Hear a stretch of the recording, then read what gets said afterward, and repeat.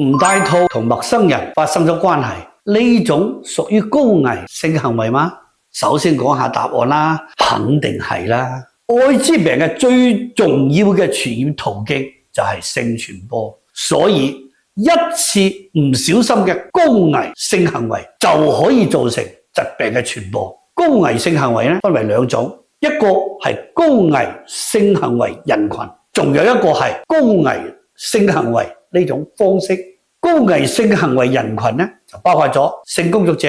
吸毒者、多個性伴侶嘅人。呢種人群攜帶性傳播疾病嘅病原體嘅概率非常之大㗎啦。講高危性行為嘅方式又係點呢？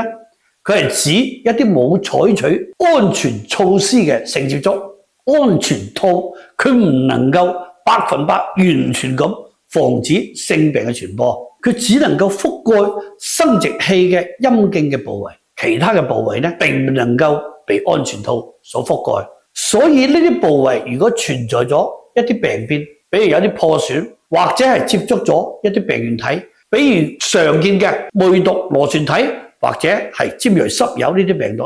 佢哋嘅體液亦都具有傳染性病嘅一個風險，亦都可以通過口腔或者肛門黏膜嘅接觸感染。想要避免高危嘅性行為，仲有減少性病傳染嘅風險，潔身自好